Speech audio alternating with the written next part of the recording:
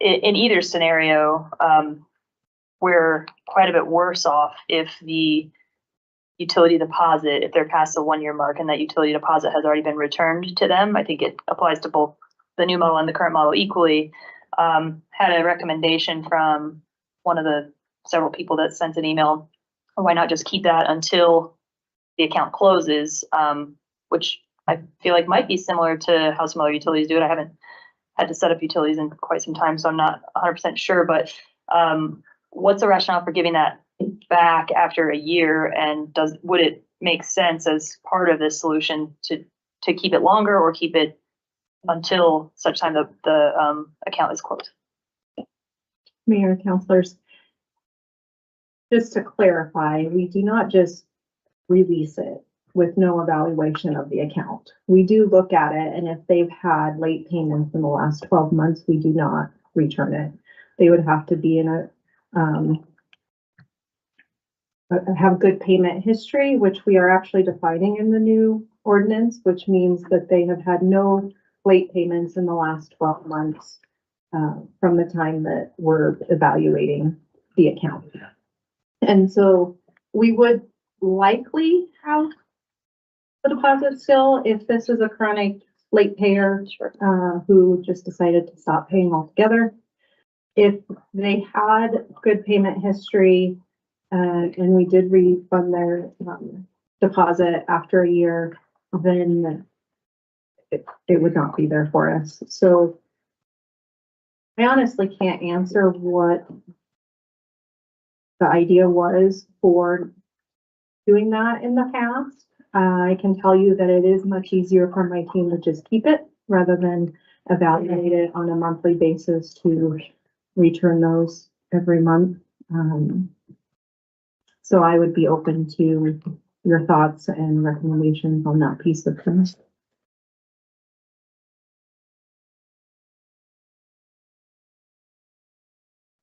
Thank you, Mayor. Randy, thanks for this. I want to thank you for this memo. That's very helpful, very informative. I'm just wondering, one of my questions, I have two questions. So the first one is, would it be possible to get this, would it be possible to get this electronically, and would it be appropriate to share it with constituents who have questions? I believe so. Public information that I told, and had we been able to put it all together earlier, it probably would have been in your packet. Sure, no problem. But yeah, if we could get this electronically, that would be, because I've had several phone calls and emails, and this would be helpful to share. But especially, I appreciate the comparison of the current practices versus future practice. That answers a lot of the questions I'm getting, so I appreciate that. My second question is, what is currently the deposit amount? So if someone does not have that record of good payment, what is the standard deposit fee that the city, does the city charge a deposit fee now? And what's that standard amount? You know? I do know. It's complicated in that we have 2 sets of deposits currently. I see. Well, 3 technically. So we still have accounts that have the old deposit, which was $75. I see. And then in July, I believe is the timing, council reviewed and approved a new deposit amount of $200 with the ability to waive half of that if they did ACH. They also have the ability to have the deposit waived if they can provide proof of good payment history with a previous utility. So if we have a deposit on books, it could be $75, it could be $200, or it could be $100 based off of previous and current. Okay, thanks. That helps. Helps a lot. Thank you. And would a landlord typically in the future perhaps charge an additional utility deposit if they're on the hook for the? I guess they could, right? It's up to them. Yeah. Okay. Okay. Kyle. Thank you, Steve. Thanks, Councilor Vaughn, for asking in digital form. That was gonna be one of mine, so, if we could get it next week's packet, that'd be awesome. I'm kind of curious, more so to satiate my curiosity than anything, but do we have any indication how many property owners or landlords have out-of-state addresses compared to in-state or local addresses?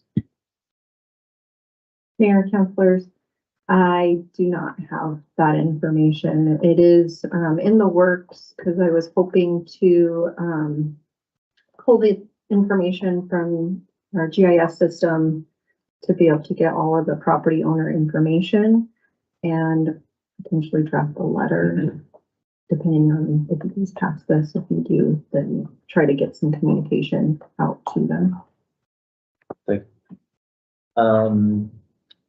You referenced last year, yeah, it could have been July, I forget exactly when, June maybe, that we did increase deposits and adjusted some fees and stuff like that. Has it been long enough for us to, I know it hasn't even been a full year yet, but do we have any indication how much that has had an impact on,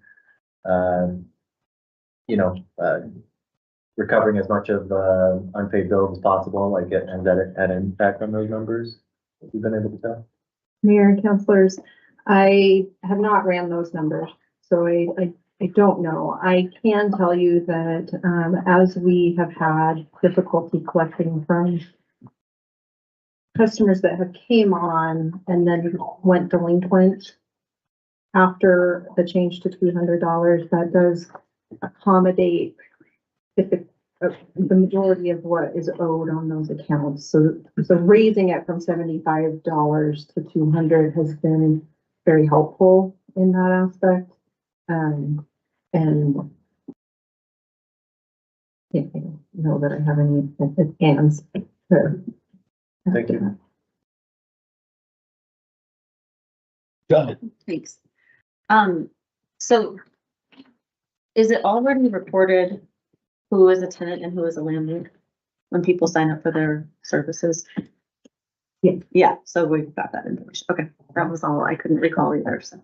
I will add that it's possible that we have some that are incorrect, which is why I wanted the database to be able to figure out how to compare that into our system. So we have a ticket out to IT to be able to help us figure that out, just to make sure that we do have it notated correctly, because I do know that some stuff imported into Munis, our new software, from the old software differently. I'm hoping that that's not one of the things that did that, but I'm going to double check. Amber. Thank you. I'm back on the utility billing scenario. It looks to me like a lot of the advantage that we realize is due to an expedited timeline from the point of delinquency to the point of closing the account and discontinuing to bill on the account. I'm curious about what you see as the advantages to this new system. I mean, basically we push that decision to the landlord then about like, what is that? Do we shut it off now, or what's the advantage of doing that versus just making expediting our internal process that we use to make that decision point and bringing it in line to what I would consider to be quite an aggressive shut off timeline as we're seeing in the new system model, and just make that be the city's timeline that we use to shut off and close an account. That's a very good question. I don't know that I have an answer for you. I can see that it's definitely something that would be beneficial for the city if we were to expedite it. I think the thought behind not doing that is that they would potentially pay and they still want to have water.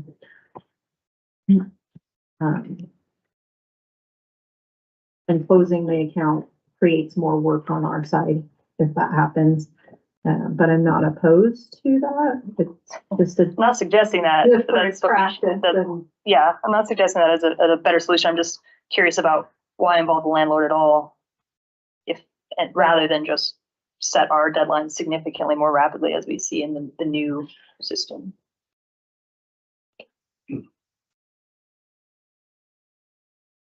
Can I defer to city manager Oh, first, Mike? yeah, Oh, are you done? you're the mayor. Do what you want.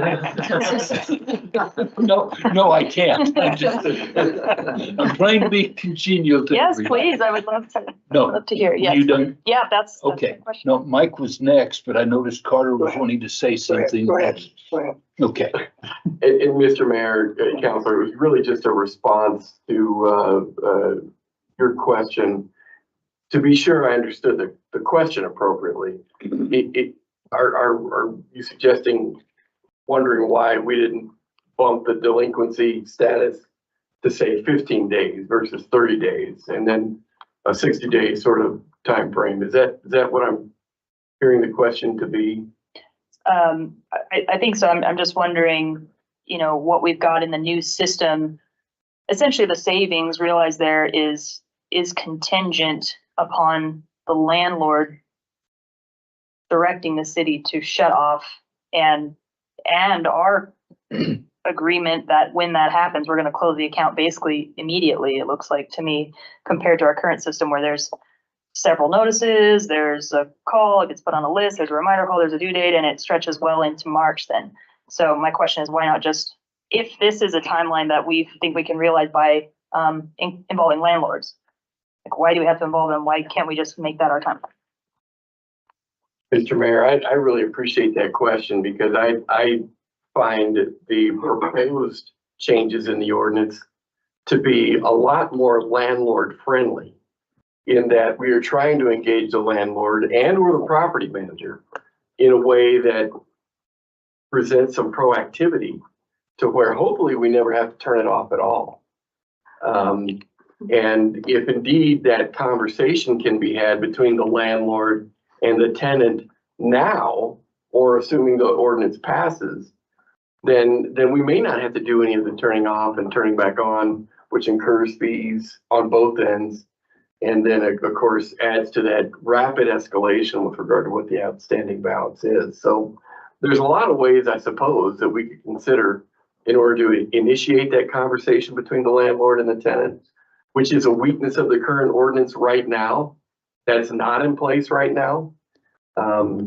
If changing the timeframes and so forth is another way to do that, that's certainly something to consider. But our aim was to try to get the landlord and the tenant to talk a little more frequently about what those outstanding balances are, because the landlord would then understand that he or she may have a little more skin in the game than what has happened in the past.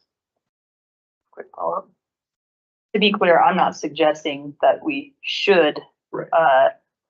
Aggressively turn somebody's water off 10 days after they've been delinquent or whatever it is that's set here. I was just wanting to get that nuance context of like sort of what the larger purpose for involving the landlord is, because elsewise we can get that water turned off theoretically by the same date. Yeah.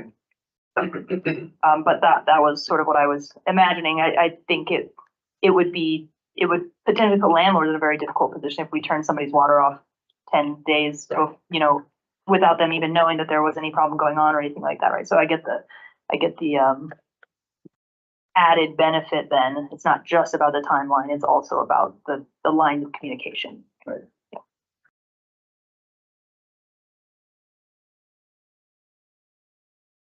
So question I had that I didn't get to ask, that I hadn't asked yet, was about what we've done to notify. One of the questions I've gotten was how we've gone about notifying landlords about this change in the ordinance. Have we done anything other than the typical newspaper? Mayor, That kind of thing, Casper, or- we have not Yeah. done any notification at this point, until we get to a closer point of approval for the ordinance. Because if it's not going to pass, we hadn't Sure. worked on the marketing. Sure. Or not that would be marketing, I guess, but communication Yeah. of that information. Thank you. Jenna? Well, Okay, so I have multiple, and I don't know how to really word all this really good, but contrary to like, the flip side, to try to be devil's advocate here, with the whole assuming that we have good landlords in all of these homes, and that assuming that they want to talk to their tenants and coordinate these delinquent efforts.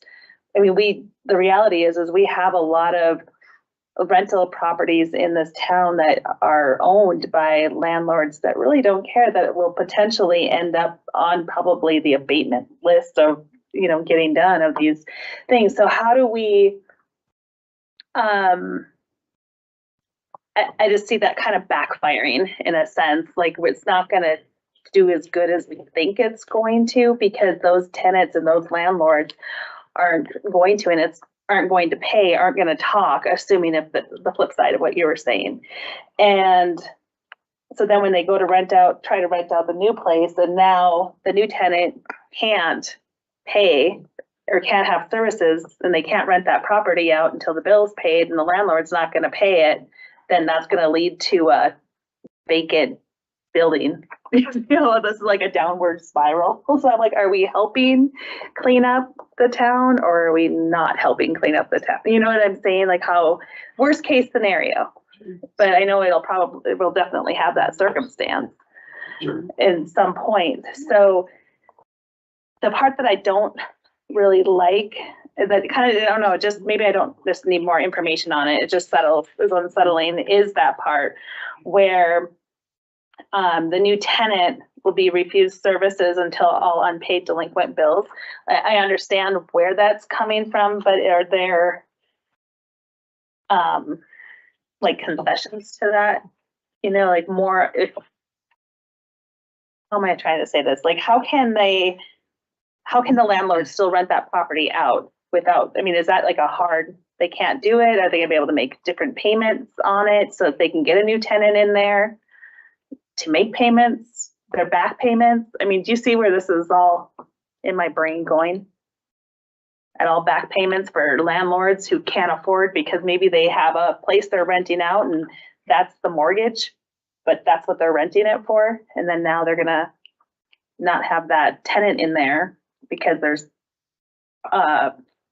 water that can't be turned on, so they can't use the property to make money, to pay the bill. Right? Did everybody follow that? You need money to pay bills. Then those property owners, landlords, are going to need rent money to pay that back potentially. Because I'm sure there's circumstances out there where that mortgage of that rental property is close to what they're taking in or renting it out just to pay the mortgage on that. So if they can't rent it because some other tenant that moved out can't pay the bill, but then they can't pay the bill, but they need the house rented to pay that bill, but they can't have the water on, how can they rent it? Right? You see that scenario is where Mr. Mayor, if I could, Counselor, I will take a shot at trying to answer that question. Without a doubt, this is a different approach than what we have done in the past. And we know how that approach, our current approach, $800,000 in debt. That's right. That's right. And so we are trying to establish one more tool in the toolbox to try to minimize those uncollected debts that every single ratepayer is subsidizing on behalf of that landlord that may not give a hang. You know what I mean? Yeah. And so we're hopeful that with the added tool in the toolbox, we can winnow away these debts that the rest of the ratepayers are having to pay.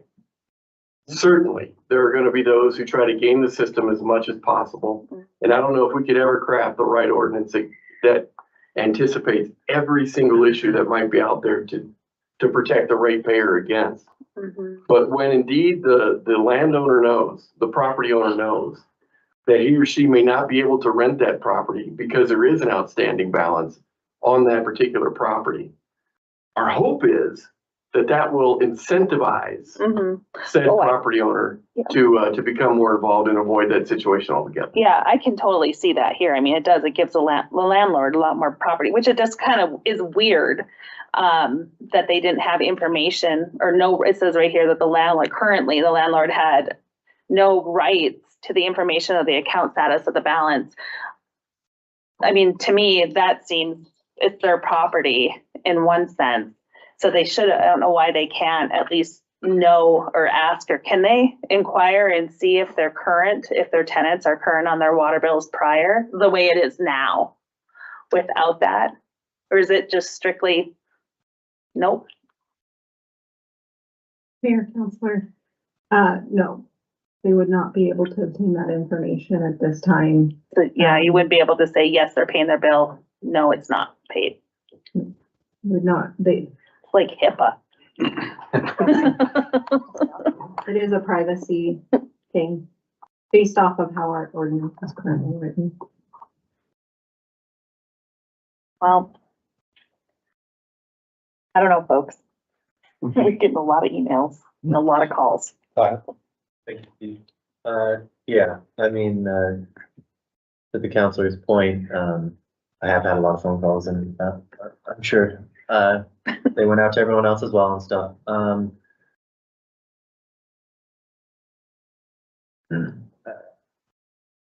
I guess where I'm at with it is, I totally agree that it is not right that ratepayers have to subsidize these deficits that we have.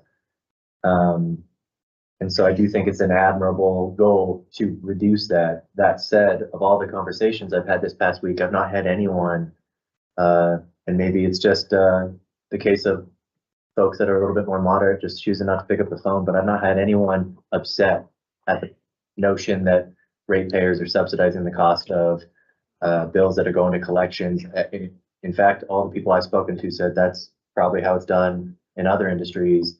Black Hills Energy, Rocky Mountain Power, I'm sure that the rates that they set for their ratepayers take into account the deficits that they realize through unpaid utility bills. And so I'm totally open to the idea of letting landlords know ahead of time and trying to partner with them to work with tenants to not let accounts get delinquent and result in turnoff and stuff. Like I think there's a lot of potential to change a lot of the ordinance to allow us to partner with landlords better in that regard.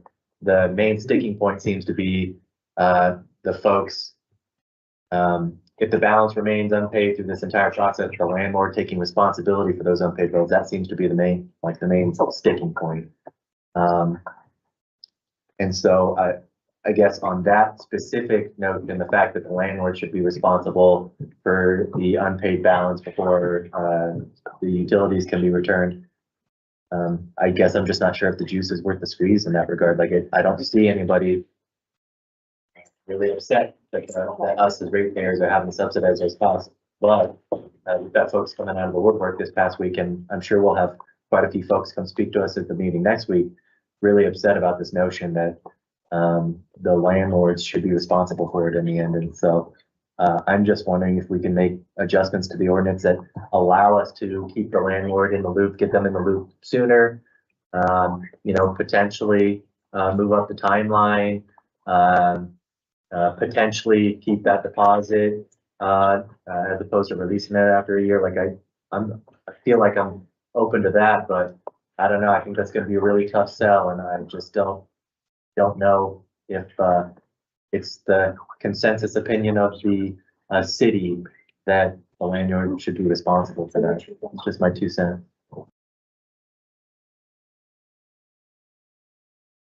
Any other comments from anybody?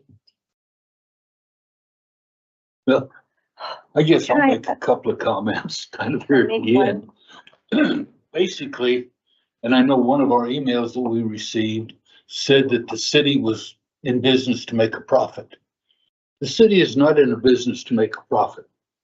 Even though we have it set up as an enterprise fund to be run as a business, we aren't running it as a business. We are providing it as a break even to the people of our community.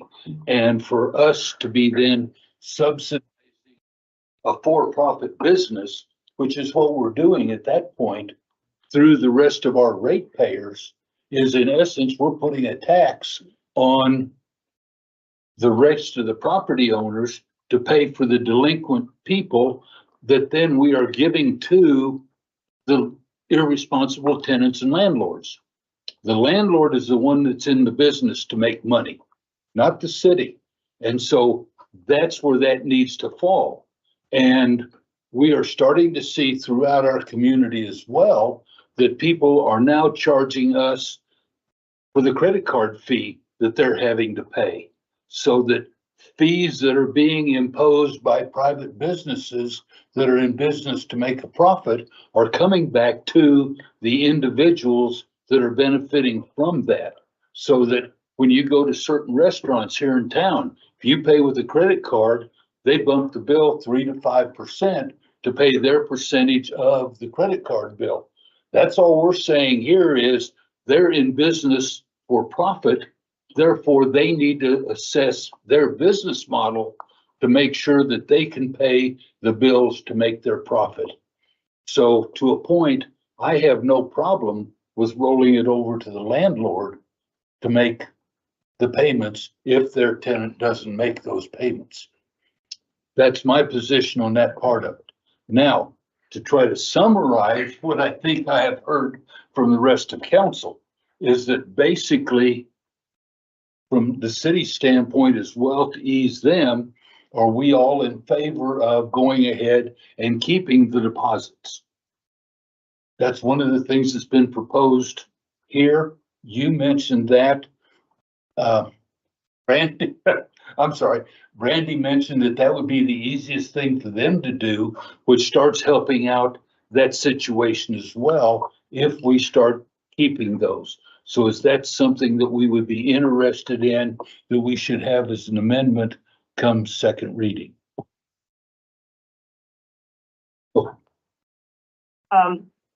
I guess I would say mine was less of a proposal and more of a quandary.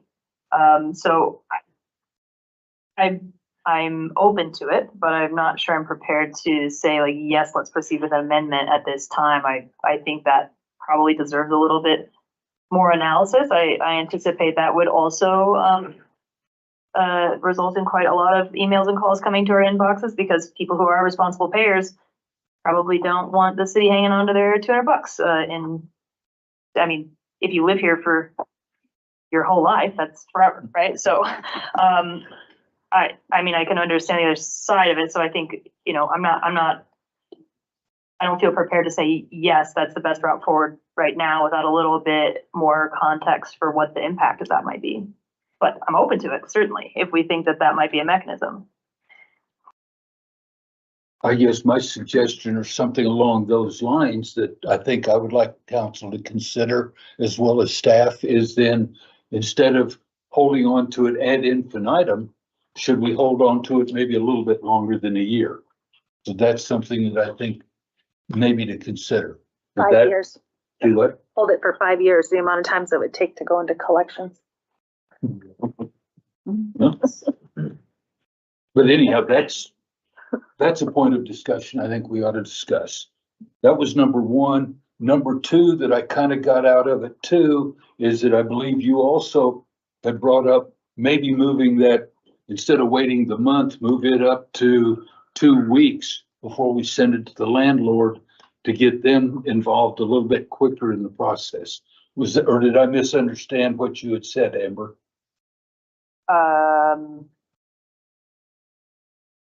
Yeah, I'm not really, I didn't make a proposal around that concept either. I was just trying to get a sense of the timing is the critical element here in terms of the reducing the risk to the city, right? Like how long it takes us to get through that process is where in this model, all of our advantages being realized. So that tells me that playing with the timeline is something that could be used as a tool for us as well, potentially.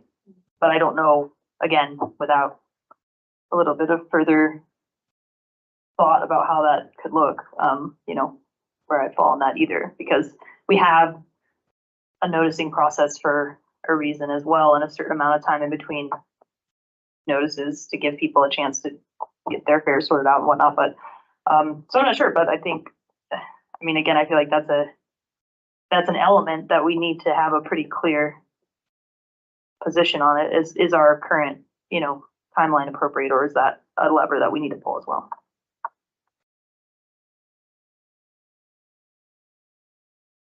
Thanks, Steve.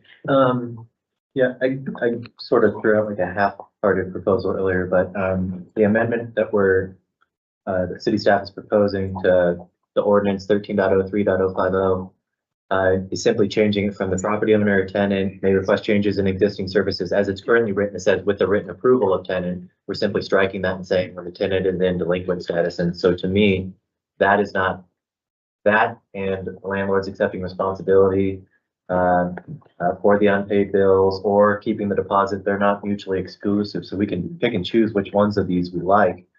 And I guess to me, I'm not having any heartburn about the idea that if a account goes into delinquent status, that we're just immediately notifying the landlord and again, partnering with them, like, hey, letting them know, like, hey, they're not paying their bill. If you don't want us to come turn off this water in the middle of winter, potentially let your pipes burst, you might want to work with them and see if we can get that bill caught up. But yeah, I guess my proposal is that we do have more discussion and maybe we go forward with some of these amendments and maybe we don't go forward with all of them. To me, it doesn't have to be an all-in-one unless there's any reasons from city staff, I don't know that interrelationships between all of them, but to me, some of these amendments are standalone, in my opinion. Jenna? I have one more question. Sorry, I'll try to make it not so complicated. So in this first bullet point that you have on here, on your form, this is the part that I just have questions about because it's not fair. It says there, for example, if the owner owned funds and sold the property, the new owner would not be able to establish services before all funds were paid. So if a new owner buys a house, then they assume the previous owner's debt before you pay it, the lien? Yeah, that's always been. Has it always been that way?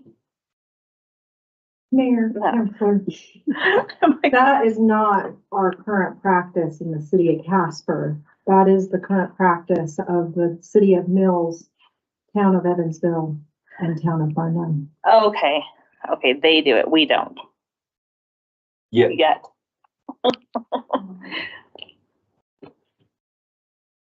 So, okay. Brandy, did you have a comment about the retaining of the deposit for a longer period of time? You look like you were. Mayor Councilors, yes, I was just going to say that currently it's not stipulated within the ordinance. So if you were going to do an amendment, we would be adding a stipulation in ordinance. That's a current practice within the city. To keep the deposit? To release the see. deposit at 1 year based on good history. I guess my point is that I could just change my practice. So basically that's not in the current ordinance and it isn't going to be in the new ordinance. So we put it there. So we could keep it. Yeah. Unless we put Unless it we in. want to put it there. Okay. So we could keep it to 5 years. Yes, and that would be an easy change. I could do that. Yeah. Is it a question for city manager and for Brandy? Is that something that we should put in the ordinance if that's what we wanted to do? Mr. Mayor, I would feel better if we actually had direction in the ordinance, one way or the other. Okay. So even we should put something in the ordinance. If we're even going to leave it the way it is, it ought to be in the ordinance then. I think from an equity standpoint and from a consistency standpoint, my suggestion would be that I've always appreciated having that direction memorialized. Okay. So it sounds like that's something we need to decide. So very good. I'm trying to figure out, were there any more over here? Yes, I have one Oh. more. Amber and then I'll get. something that was particularly helpful to me in this memo is a little bit of a lay of the land of knowing that all of our sort of adjacent municipalities and communities operate a little bit closer, it sounds like, to what's proposed in the current ordinance amendment than to what our current system is now. I had another recommendation. I've gotten a fair number of emails, and many of them came with recommendations, which isn't usually the case. So I was very appreciative, like, okay, I've had a number of things to kind of mull over, and somebody recommended that we just eliminate the tenant from the agreement entirely, and that the agreement is strictly between the city and the property owner. And then it's on the property owner to, pass any of those fees, bills, whatever, along in the form of rent or, utility, rate specifically to them. Have we given any of that any thought? Again, I'm not proposing this. I'm just throwing these things out for discussion. Is that something we've considered? And is that something that, to your knowledge, is a practice that is common, as this constituent suggested it might be? Have you heard of that happening anywhere, at least in our region? Mayor, councilors, I did a little bit of research. I know that Laramie currently does a practice very similar to what we're proposing, where they do allow tenants to have the account, but then if they are delinquent, they do not allow water service to be turned on. And as you know, Laramie is a high rental community. And so the majority, I would say, is probably on that tenant side of things. Upton also does a similar practice. I have not found any that goes that direction.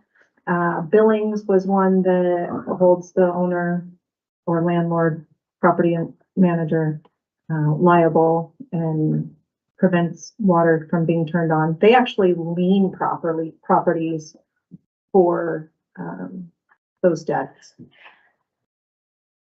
I don't know that I want to do that, by the way. There's a lot of maintenance that goes along in that. If you don't know about the LEDs, that's a big chore to take on LEDs and lien properties and take the liens off. So I do know of those communities that do have a current practice similar to what we're proposing. I do not know of any that solely make the owners liable. It would be way easier in the system to do that. It seems cleaner. Douglas does it.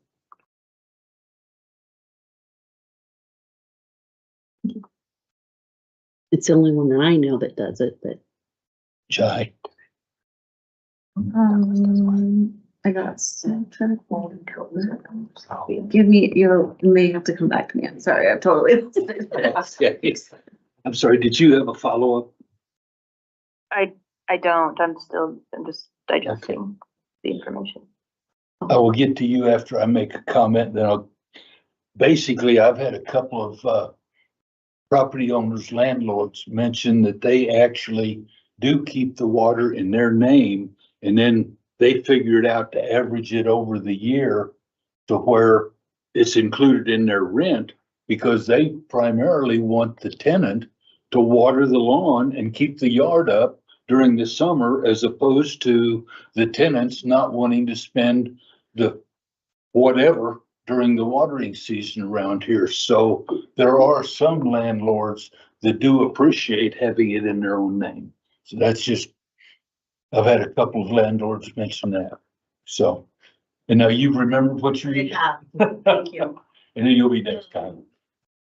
I guess I just am not sure about process right now. I mean, we're already reviewing and we're making the amendments, and we had the conversation about how long we would keep the deposit, and so that right now it's 1 year.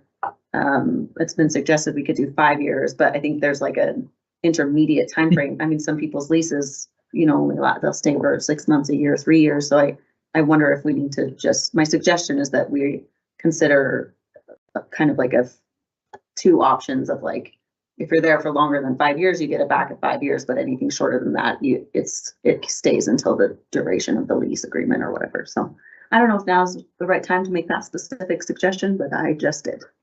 Mayor, Go for it.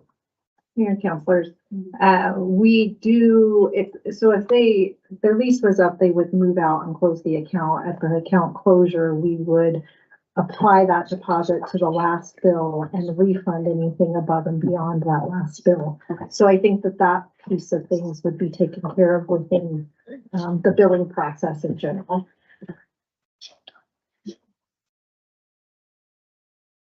Thank you. Kyle? Thanks.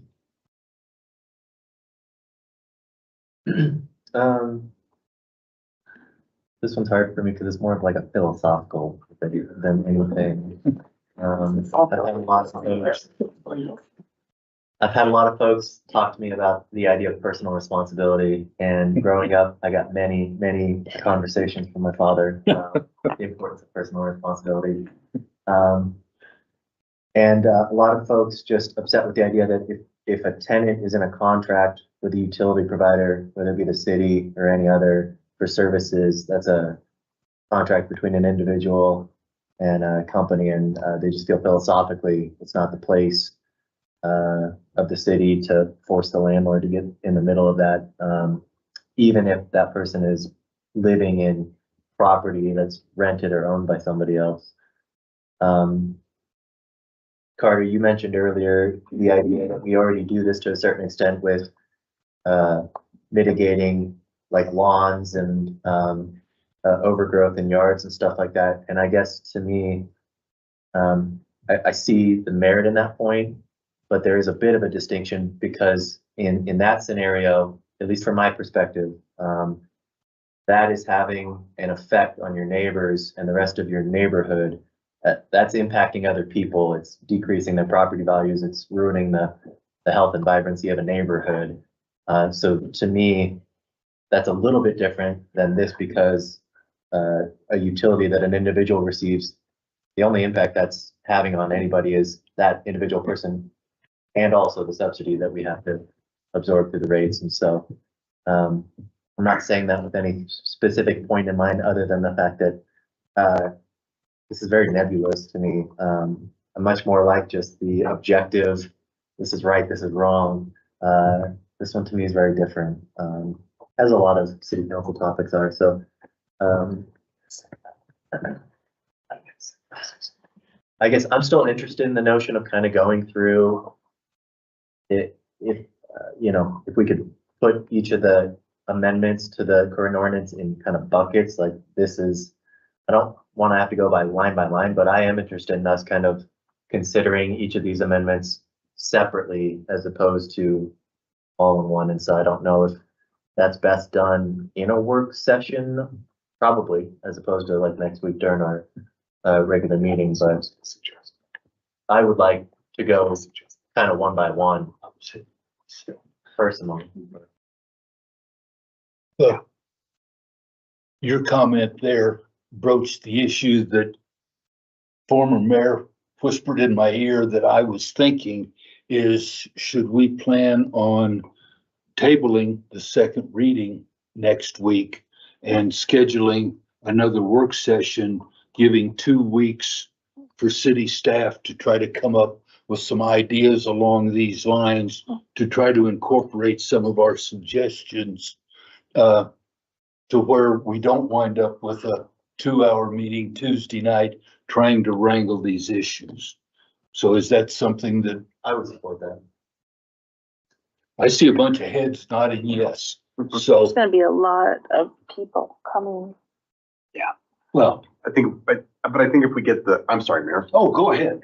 I think if we get the word that, hey, look, we want to take some time to kind of step back and we make sure people know that hopefully the press will cover the fact that we're going to table it next week.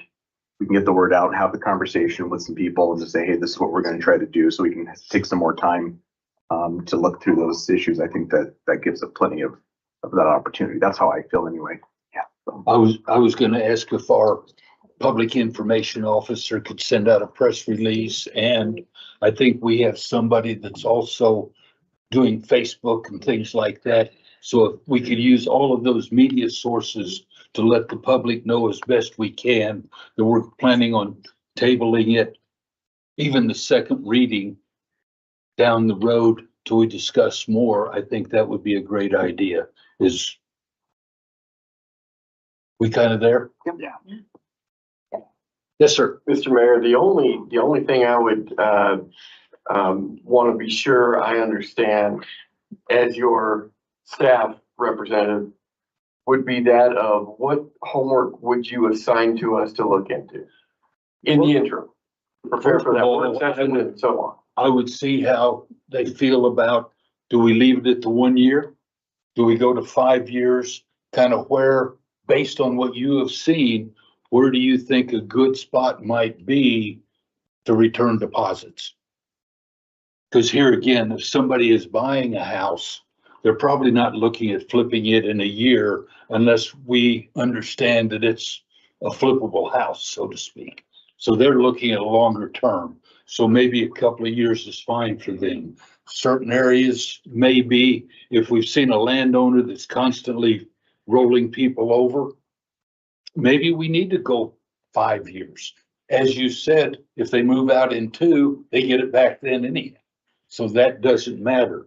But kind of where in your research and things, what do you folks think as a management standpoint on returning deposits? What is a better alternative than the 1 year? So that's kind of what I think we're asking. Is that a reasonable assessment? Because we've kind of spread the gambit. Yeah, that's one of the things I think we want. There you go. I was just leading into that. But I think another area that we could look at too, Carter, for research and kind of looking into is one of what Amber was talking about. Some of the, do we just go straight to the tenant or to the landlord, to the owner? Do we just bypass the level of, the renter, being the person that's responsible? Do we just go straight to the landlord and bypass that? I think, is that tenable? Is that something that we should look at? Is it something other places are doing? Is that something we can look at? I think that's kind of research, Carter. I think maybe from my standpoint, after Amber said that kind of triggered me. So that was my next one. Yep. Thank you. You're saving my vocal cords. Is there anything else specifically that we would like to look at along those lines?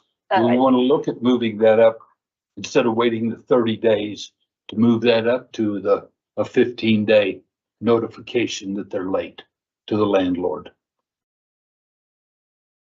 Mayor, Counselor. Can I just clarify something real quick?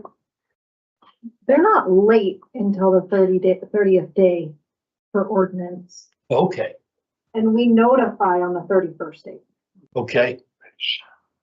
Should we go ahead and be We notified? shut off 15 days after that date. Yeah. Do what? We shut them off 15 days after that date, after the 31st date, so 45 days total from the bill date. Okay. Where should we be notifying the landlord? That's the question I'm asking. Because basically that's only giving him 2 weeks to deal with the tenant before the shut off. And if they're out of state, Email would be preferable. Snail mail is horrendous. no, email is great if they respond. If I send a certified letter, I know that they got it. But again, that takes days. Yeah. When you say certified mail, you're saying that the landlord is sending the certified mail to the tenant? I'm saying we're sending it to the landlord. So he's not planning on certifying. That would increase costs quite a bit. I understand that, but you're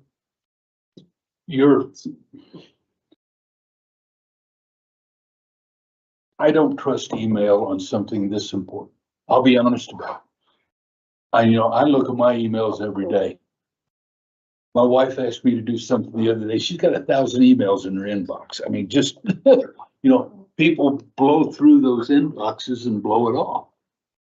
That's why, to me, and I'm just speaking now, not as mayor, but as one of the 9.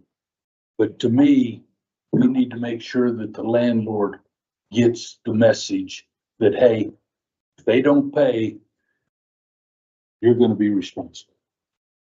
So, Mr. Mayor, if I understand correctly, council may be interested in us evaluating a shorter time frame for delinquency Yes, and or notification. yes. Okay. If councils would like us to look into that in preparation, we'd be happy to. Yeah, well, basically what I'm looking for is we're waiting for 30 days now Right, and then gonna shut it off in 15. 45, yeah, 45 from the delinquent date. correct. And what I'm wondering about is should we go ahead and start sending that delinquent notice at 15? So then there's, basically the water's still gonna get shut off at 45. But they get the delinquent notice along with the landlord at 15. So then the two of them have a month to sort it out rather than 2 weeks. That's all that was where I was coming from with that comment. Yes, sir. Thanks, Steve. So that's certainly one proposal. I guess, the proposal that we have from city staff currently is that, currently, a tenant receives a delinquent notice 1 month after the bill has been sent, correct? And there's no notification to the landlord that a tenant has become delinquent, correct? Okay, so part of this proposal is simply when we send that delinquent notice to the tenant, we are also sending it to the landlord now. And the landlord would have some ability to influence whether those services continue or not. And so going back to my proposal earlier that we look at these as standalone, I think that's first, my colleagues may not agree. I think that's a good idea. If somebody becomes delinquent, we immediately notify the landlord and then they can help us get that tenant back in good standing. And so, you know, I would be interested in debating the merits of that proposal. We could simply, we could push that timeline up and get more aggressive with it. But I'm not currently opposed, and I don't think anyone would, I don't expect anyone would have super hard feelings in the community about that proposal. All the feedback we've received, all of the critical input we've received is simply at the very end of this timeline that the balance is due from the landlord. That's the only feedback I've heard, but that's the sticking point to me. Nobody else has talked about any of this other, you know, letting landlords know ahead of time and pushing the timeline up. I've not heard anything negative about any of that. It's simply at the very end when we put those bills in the landlord's app, that's what we're hearing from everyone about. And so I think we could easily pass the majority of this ordinance and then debate, you know, philosophically whether it's all right for the landlord to have to be stuck with that at the end or not. But a lot of this ordinance we could pass easily without any pushback from the community, and it would still help you guys, and it would still have an impact on those unpaid bills because we're letting folks know earlier and kind of increasing our efforts earlier to collect those bills as opposed to letting them, you know, get so far to the point that they end up going to collections and we end up writing them off. So we could certainly go down that route, but I would be interested in exploring the prospect of adopting the timeline that's been proposed by city staff, but simply having a separate discussion about whether that balance ends up being due to the landlord or the tenant.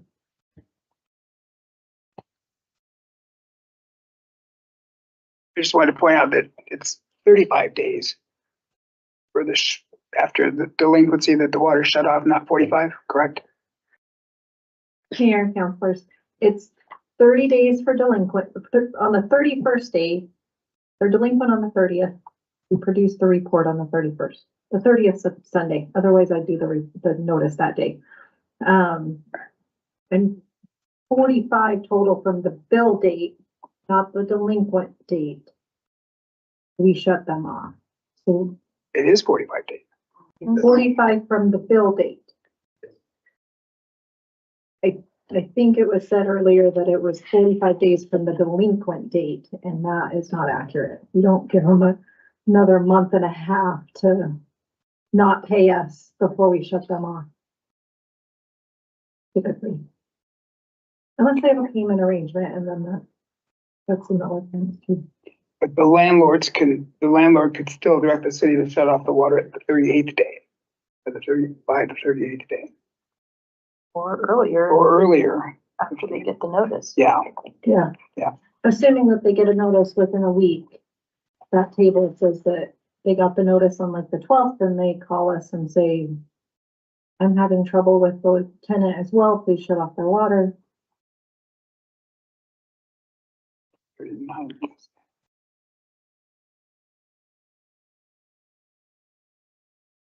And the reason I was trying to ask about moving that date up when the notice went to the landlord is for the out-of-state landlord. Sure. Because sometimes it takes a week. And I appreciate the email idea, but I think it ought to be followed up with some type of a hard copy as well. Is that because you were gonna hard copy it anyhow, weren't you? Yeah, counselors. So you're asking me to produce a delinquent notice on like the 15th day after the bill is cut? Which is 2 weeks after the bill is issued, and they've probably not even received the bill in the mail. And our standard practice, not standard practice, our policy is that 30 days. they have 30 days to pay from the date of the bill.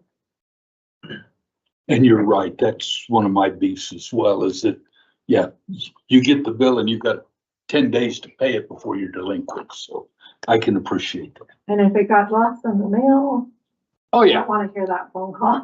It would probably come to me. Exactly. I guess what I'm trying to figure out is a way to allow the tenant landlord to have more than, in essence, a week if they're out of state to try to deal with the issue. Because as we just said, it'll take a week for the landlord to get the letter, assuming that they get the letter. So then that only gives them a week between time they get the letter and shut off date. And I don't know how that conversation can go in a week. That's my concern there, is that if we're going to try to get the landlord involved, I think the landlord property manager needs more than a week to try to deal with the issue. Yeah. So I'm interested in, that's kind of where I was coming from. Give a little bit of information on that. That's just for the shut off, but they have the ability to avoid additional fees after the 35 days before a new bill is produced. So, which is going to cause additional charges as well. So they do have some time in there to help mitigate the additional fees that would be incurred. Just additional food for thought, I suppose. Mr. Mayor, we're happy to look into whatever council would like us to. At this point, what I'm hearing is check in on the deposit possibilities, what some ideas would be from a policy standpoint, as well as what the possibilities would be with going with the Douglas model, which would be not even allowing rentals or tenants to sign up for service. Is there another homework assignment that the council coalesce around that we can follow up on? Here.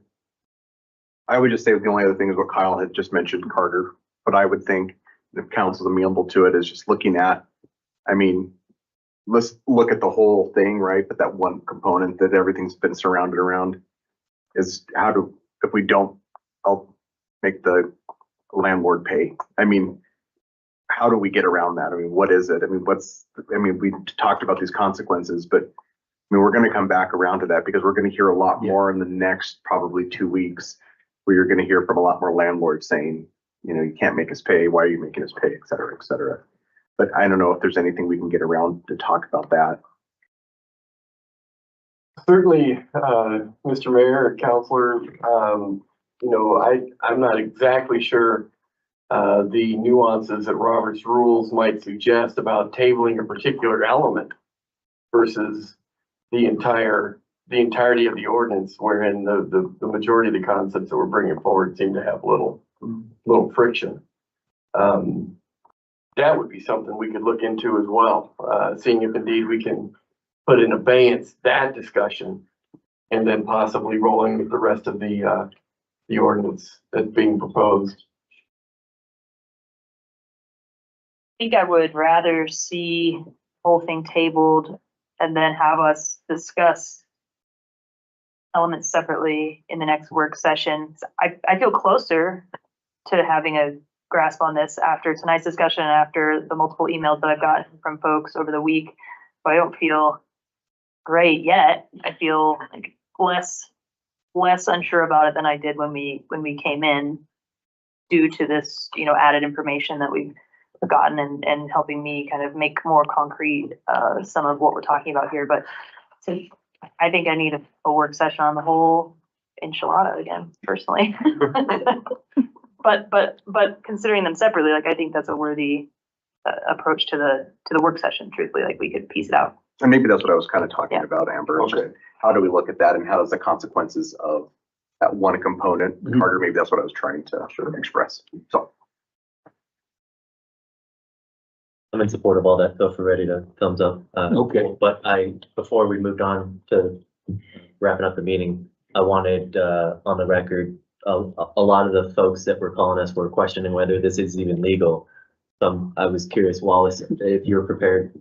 If you're prepared, if not, we can save it for the next work session. But I wanted to explore, what legal grounds are there if we chose to move forward with making the landlord responsible for that balance. What's the legal justification, if you don't mind? If council would like to direct for a memo to go out about that, that's attorney-client privileged, I'd be happy to answer that, but I certainly won't answer it in a public meeting. Okay, that will work. I think we're all Can amenable we to direct that. that? We'll give a thumbs up to that one. Now, back to the original one too. Are we amenable then to going ahead and tabling the whole ordinance for basically for 2 weeks? So,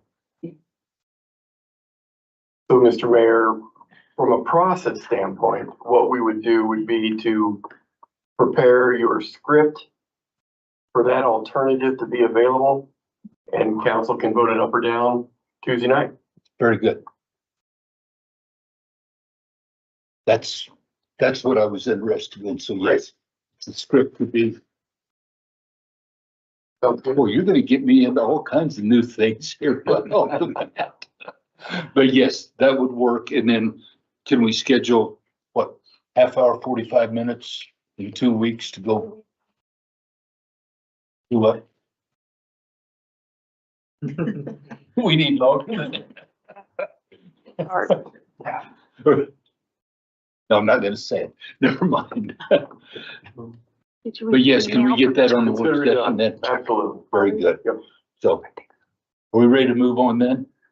Do we have anything else for the agenda? Yes. Yeah, the meeting follow-up, I mean. No, sir, not from our standpoint. Okay. Yeah. Very good. Does anybody else have anything here other than that for the meeting follow-up? Oh, hang on just a second. Randy, thank you for all of your time and effort and everything. We do appreciate that. And I didn't want Forgot to you were say, standing I there. didn't want to forget to thank you, so I didn't want rocks thrown at us. We do appreciate that. Thank you. So does anybody else have anything for the meeting follow-up? Better not. It's a hurry. Just kidding. Thank you, Sergeant at Arms.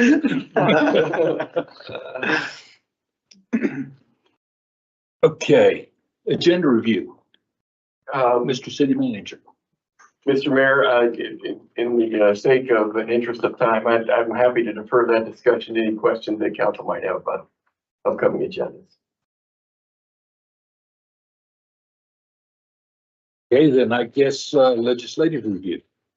Your Honor, the one thing that I would mention in this category, well, I'd say probably two things I would mention. Number one, we are trying to prepare a legislative dinner wherein the council would have the opportunity to dialogue with our delegation on matters that are important legislatively to this group. Certainly, council has passed the legislative agenda not too long ago, and we are certainly following that.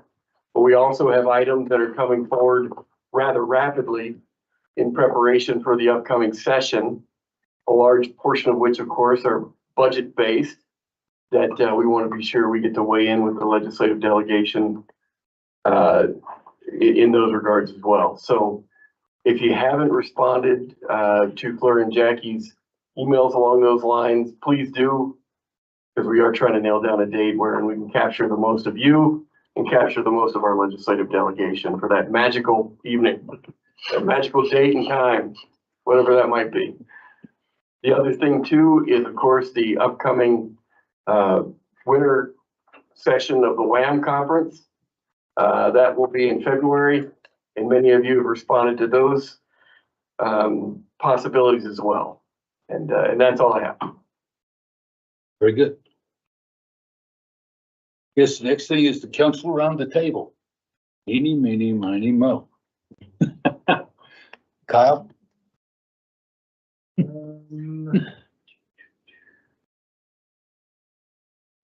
I just have one little note. Looks like it's been a good 4 months for sales tax receipts. We're up nearly 6% over projected, just over $500,000. So always good to see that. Shows that our city staff, city manager do a good job projecting and being conservative in that regard. So hopefully we keep getting good news on that front. That's all I got. Thanks. Jai? Nothing for me tonight, Nothing. thanks. Amber? Would only update you that we did finish the ARA JPB interviews, which I, in the last meeting, requested that we pause on an item on that agenda until we could do that. So it has been completed. And the recommendations have been submitted. So I assume recommendations will be coming through on in a near term meeting. So look for those. And I have that meeting tomorrow. So I will report to you on further substance from that group next week. Michael? Nothing for me. Jenna? Well, it was a slow week for me getting back in the groove. But can I add something? I was just thinking as we were doing this, can we visit or talk about the different, like the loud tailpipe ordinances? Do we have a tailpipe ordinance or anything like that, or the noise ordinance about the decibels that they can have in town? Because it has been increasingly louder this past summer. I just kind of want to visit it if we could before next summer comes out, just because people race up and down roads and cross streets that don't have anything, and some of them are so loud. So I don't know if there's like a mandate on how loud those tailpipes can be, or if they can have, you know, gun it loud at all hours. And now I live on a very busy street, and so it's extra annoying because I'm there, but because I have other constituents that are also complaining about it too, so it's bothering them as well. So if we can talk about noise in town and city limits and gunning it and, you know, spout off tailpipes or whatever they do. I don't know. I'm not a car person like that. Did you get the noise ordinance cited in a memo last several months? I don't remember the context, but I thought I remember that being presented to us at one point. I know it's been several years back that we discussed it, but We had is everybody willing to put that on Just a work session we had within the next couple of months? before Before some. As long as we can fit it, you know. As long as, yeah. Well, that's, And then, thank you. The other thing is I just only had one meeting, so I attended the CNFR meeting the other day, and it was quiet there too. So we were in and out pretty fast. They were just getting their ducks in a row and expecting big, fabulous things for CNFR, record-breaking year again. Yeah, awesome. So they're looking at improving parking and getting people there, kind of similar to what they did to Pentatonic, and shuttling people in. And so trying to make it easier for people to get there. That's it. I don't have anything. Remember, that in, we got that wrapped up for the Chemical Joint Powers Board and board's back moving forward. So I'll have more to report next week. Vice I Mayor. do not have anything other than just upcoming meetings. I have upcoming meetings, something that I would like all of us to consider, and I don't want big discussion about it tonight, just something to think about. A while back, we used to have citizen comments. It was at the end of the meeting. We moved that up to the first part of the meeting so that citizens didn't have to sit here through the whole meeting to be able to make their comments. But when it was at the end of the meeting, we immediately did council around the table, so we were able to immediately follow up their concerns with our comments. Do we want to move our comments pertaining to citizen comments up following that? So that basically they can be here, make their comments. If we want to make any comments regarding those, then we do that then, so then they can leave as well. But that's something that I wanted everybody to think about and consider. So we'll talk about that later. And I don't have anything else. As Vice Mayor said, meetings and more meetings. And I will be out of town the week of the 29th. So that is, I've given that to Jackie on my calendar. So that being said, I think we're done. Thanks, everybody. Thank you. Thank you. FYI, there's a pre-legislation, so I don't know, that's on Thursday. If I don't know whoever. Oh, tomorrow. Yeah, sorry. It is tomorrow. I don't know who's going. It's for the chamber.